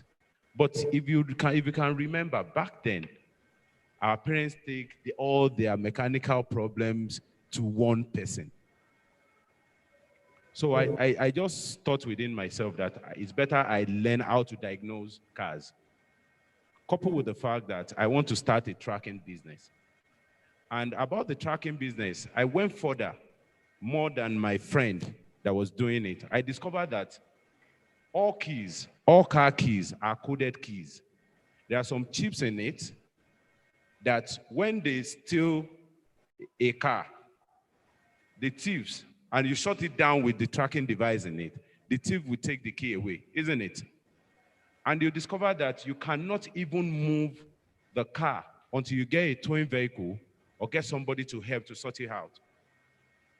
So I bought a machine. While I was coming home, I bought a machine that can program such keys. And I came back home to start my business. It was very rough. I was the marketer, I was the cleaner, I was the manager, I was everything, security, everything. We were just three. We had a car, myself, my technician that I taught how to fix tracker is my driver. And we had an accountant in the office. The same accountant is the customer service person and all of that. So down the line, we started building a Scott and Russell. Our company name is Scott and Russell. So we started building a Scott and Russell name. We go everywhere and, you know, we were making money. And what I believe and what I know, what made me who I am today and why I'm like this is because I told a line of business. I told a line of business. I wasn't doing flavor of the moment. What I mean by flavor of the moment is everything goes. This time, I'm selling television. Next week, I'm supplying chairs. Tomorrow, I'm doing chemical. No. I was following the trend of that business. We use machine to check cars, we diagnose, we advise people to go to the particular person that will solve the problem. If you have electrical, we direct you to an electrical person to sort your problem. And we were doing so fine. So that is that about me. But let me go into, don't let me bore you with myself. Let me go into what the topic they gave me. 10 minutes, max. 10 minutes, max. 10 minutes. How can you be a successful businessman or a successful entrepreneur? You need to have a vision and passion for whatever you want to do. Not quite long now, I was talking about not doing flavor of the moment. Whatever you are doing, whatever kind of business or services you want to render to people, you must know about it. You must be a professional on it. An entrepreneur is somebody that solves people's problems. Everybody knows that. But to be a successful one, you need to do your own with a different. If you are making soap, if everybody is selling their own without carton, package your own very well and sell to people. Make it different. Let people because of a reason, buy your product. And another thing I am going to say about this is,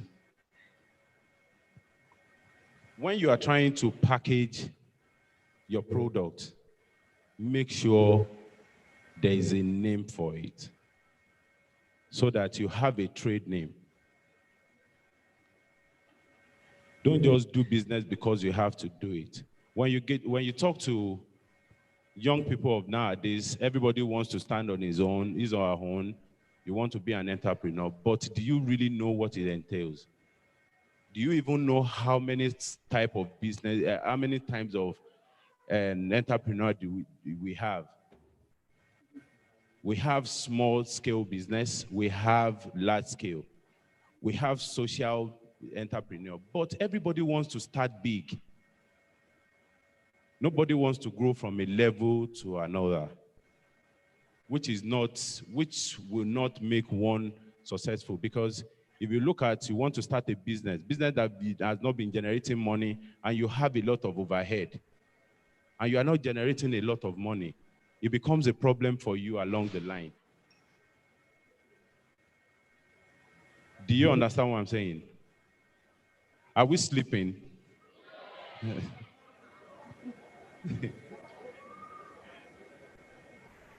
So you look at the type of entrepreneur you want to be.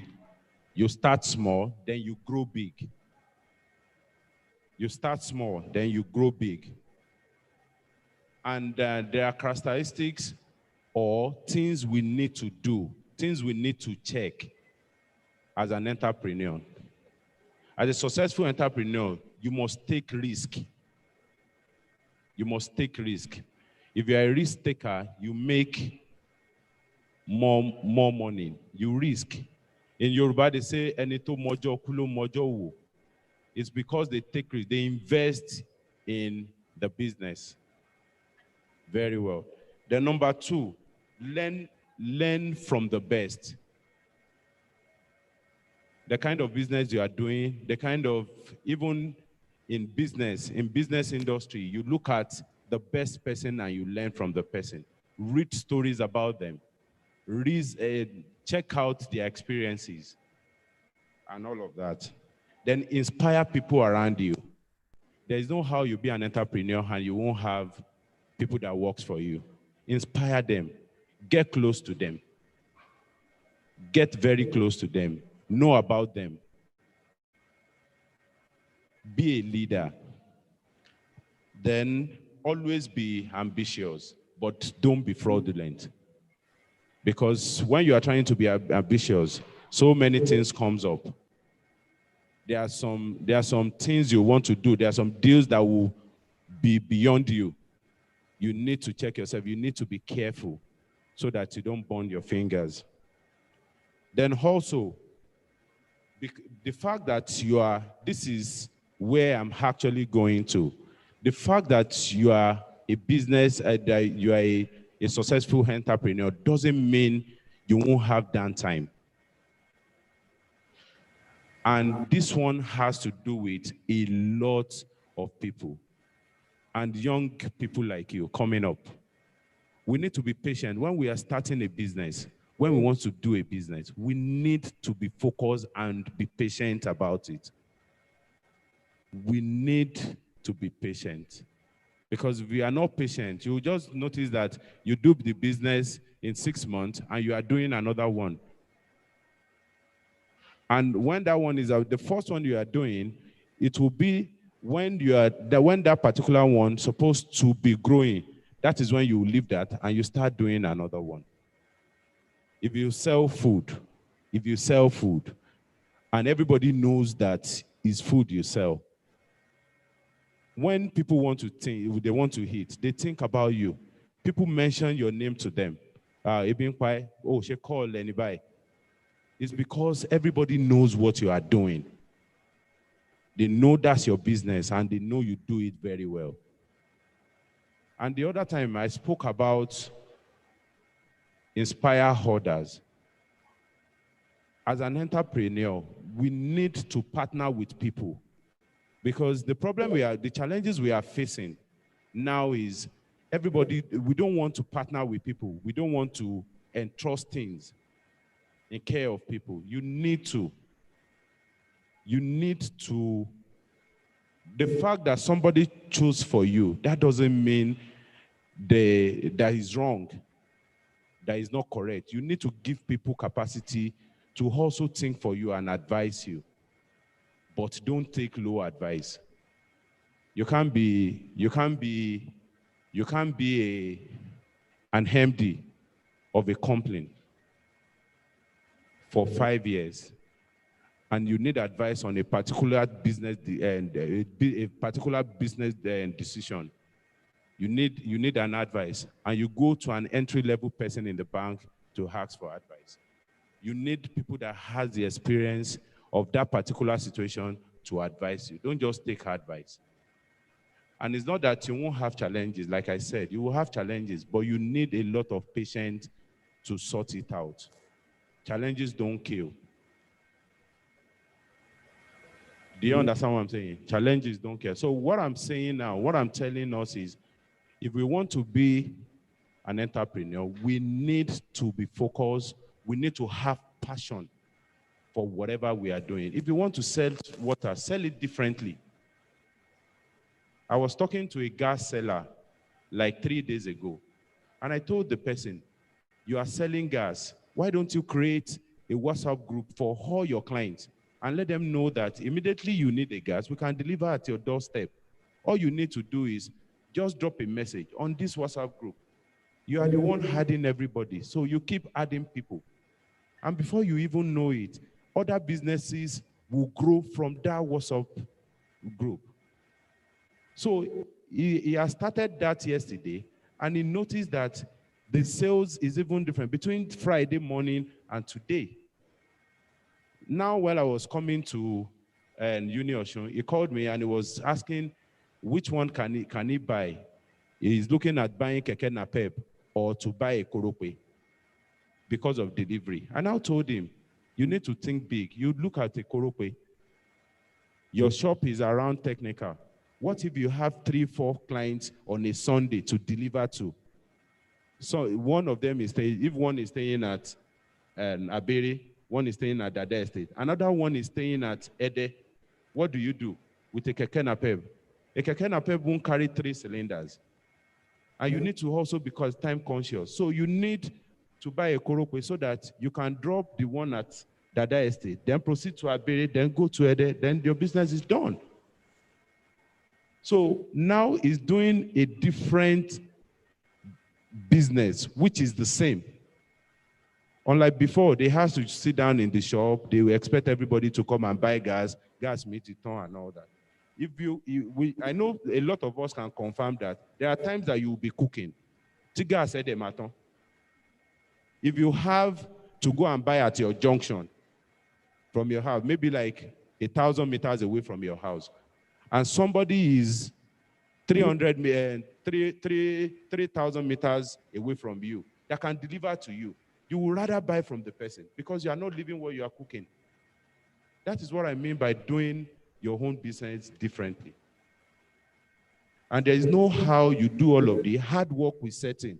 And I've not seen anybody with hard work that is not successful. Everyone. So let's put all of this into whatever we are going to do.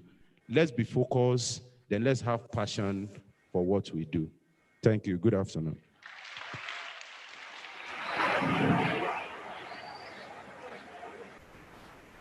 We can do better, please.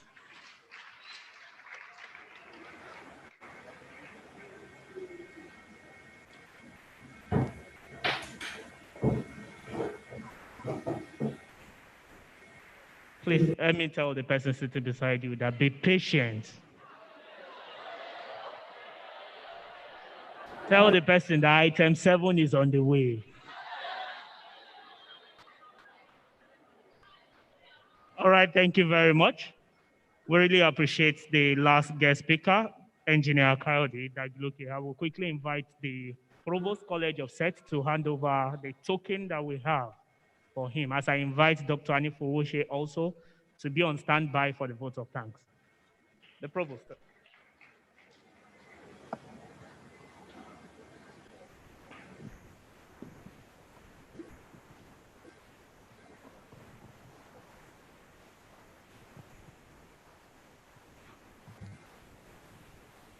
On behalf of the Council, Senate, management, staff, and students of this university, on behalf of my Vice Chancellor, Professor Labode Kupola, we want to thank you for the lecture. We appreciate what you have said so far on how to become a successful entrepreneur. Just take a token from us. What you have done is more than this, but just a sign of appreciation. So we are Oliver Twist. We are likely to call you back very soon. Thank you, sir.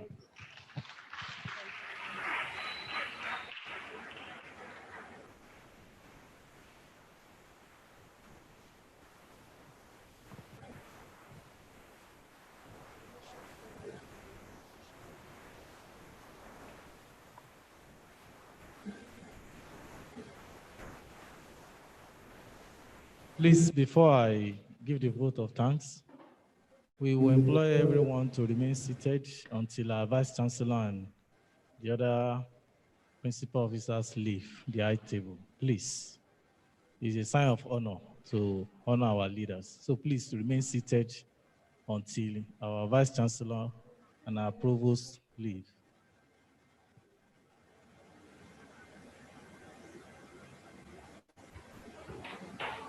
So, and don't forget that we have refreshment for you. We call it lunch. So please, we are going to, we are going to do the service here, and it has to be very orderly. So please, you will still remain seated. I want to stand on the existing protocols to appreciate, on behalf of the acting director, our able mother, the acting director of Center for Entrepreneurship Studies, in person of Dr. Mrs. Yusuf. We want to appreciate God first, who made it possible for us today to be alive to witness this wonderful August occasion. And we want to appreciate the head of the university, Vice Chancellor, in person of Professor Labo Kukwala, for the wonderful time he has dedicated to grace this occasion. You can imagine that right from the start to the end, you remain here. That's a very great opportunity you have for our Vice Chancellor to be here. Thank you, sir, for coming, sir. Likewise, we want to appreciate the Deputy Vice Chancellor in absence now, in absentia, who had to leave, perhaps for some other pressing needs. We want to appreciate her very well. We want to also appreciate the Provost College of SET in person of Professor Kukwala Amos. Thank you, sir, for your time. A round of applause for them. Though they are no more in our midst now, they have to go. We want to appreciate all our guest speakers. First and foremost, we want to appreciate the Honorable Commissioner for Youth and Sports and Special Duties, that's Honorable Yemi Lawal, for his wonderful contribution and delivery of the lecture. We also want to appreciate the Managing Director of Laute Business School, Chief Jide Bewaji, who has given us wonderful second lecture. We want to appreciate our immediate past lecturer who just left this place now. We want to appreciate some other dignitaries who have come here in absentia. We recognize and appreciate Mr. Laide, Special Advisor to the Honorable Commissioner for Youth and Sports, and also Pastor Sam Adodo of Laute Business School. We also appreciate some other dignitaries who have come to this occasion to really be part of this wonderful entrepreneurship. I want to tell you, specifically as students, that you are very lucky to have, I would say you are the pioneer students for this kind of program. Even though we had it last year, it was meant for the graduating student then. But now you are starting from the cradle of your academic career in the university with us. So you are very lucky that this is part of your lifetime. We want to also appreciate some other wonderful staff of the university that came to grace this occasion. We recognize Dr. Adeleke, who represented the Dean of Student Affairs. We recognize our Sub-Dean for College of SET. We recognize Senior Special Assistant, or Special Assistant to the Governor. Even though she's member of our staff, we recognize you, ma'am, for your coming, gently seated in the front. We all appreciate all the media crew who are here. We want to appreciate for your time, the coverage of the program and the events. We appreciate our PRO. We appreciate the workers behind the scene. That's our engineer. The engineer Akinwale is not here. He has been very wonderfully laboring for us. We also appreciate our security out there and all our special assistants in person of our students who are outside and the ushers. We want to appreciate our representatives, we call them reps, for the various colleges, faculties, and departments. You know, for the past 2 weeks now, we have been on these meetings upon meetings and chat upon chat. So we appreciate you, and we thank you for all your coming. All you who have come here to grace the occasion, we thank you for your coming.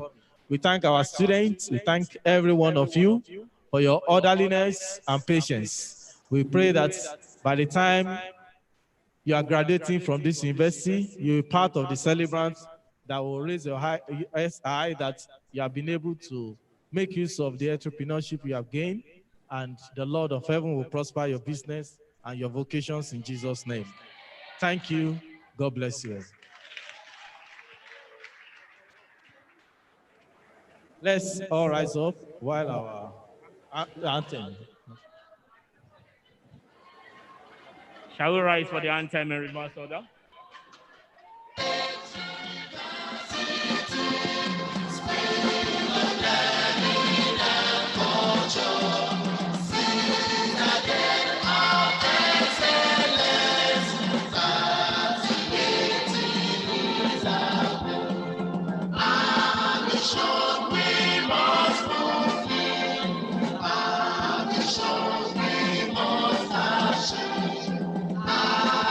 Our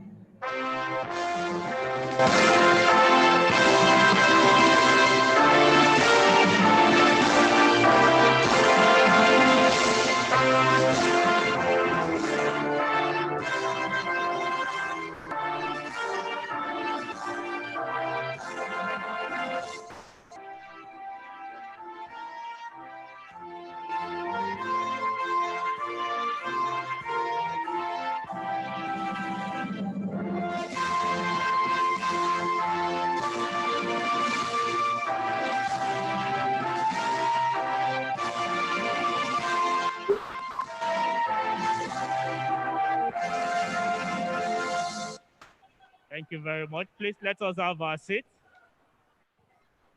Thank you very much, Mr. Vice Chancellor. Please let us all have our seats.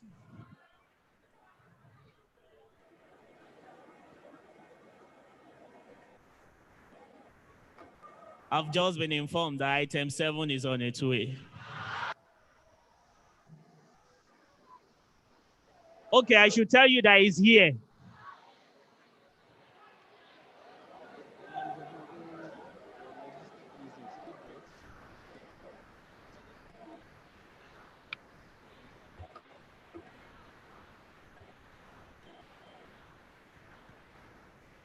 Should we start the item 7 from the back or from the front? Hello? Gallery. Gallery.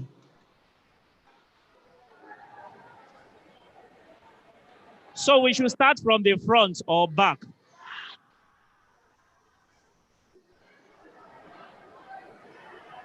Okay. I think they can hear. I've just been informed that if you step out, it is -1. So if you step out, the food will not, you will not get the food on time. So please remain seated. So let me go and inform them that you said they should start from the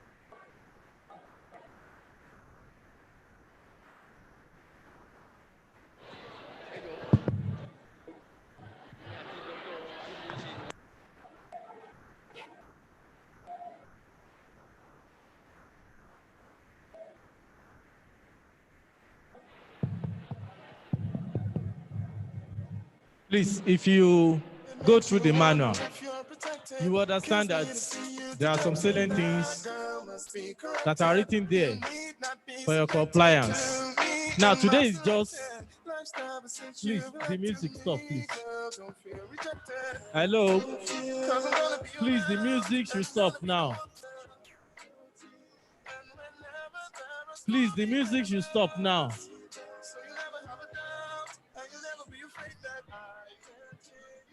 Okay, thank you. Now, we need to sensitize you about what is obtainable in the next few weeks. Today is just the opening ceremony. So next week, you are going to come around. Upper week, that's Saturday. In the next 3 Saturdays.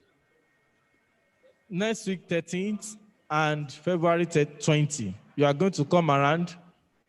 Now, there are some lectures you are going to go through. Then afterwards, there are going to be what we call competition. Competition is what follows.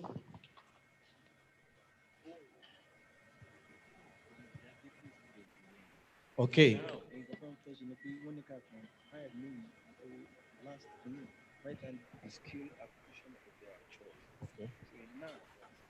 So you are going to write down what you intend to do, because you are going to attach you to a trainer. That's for second semester. It's going to run throughout the second semester. Just wait. For now, this first semester is just like theory. Wait.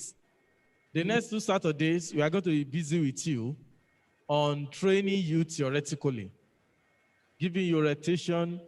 Different vocational trainer will come to inform you about the perspective in every vocation of your choice. Then in the second semester, you are going to spend 2 hours at least every Saturday to go for vocational training. And so what I want to do now is you are going to pencil down the choice vocation for yourself. So we'll collate and process accordingly through each class rep. So each class rep will help us collate the choice of everyone. If you say, I want to go for hairdressing, you note it, you indicate. If yours is carpentry, if yours is welding, if yours is barbing, tie and dye, decoration, tailoring,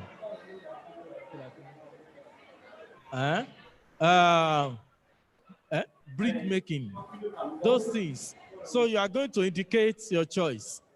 And we are going to collate in our office. We'll collate and ensure that, okay, we have this also number of students going for this vocation. This also number of students going for this vocation. So with that, the school is going to partner with resourceful vocational trainer ahead of next semester. The school is going to be giving a little whatever in partnership. But we have designed a form, even though it's still going to be reviewed.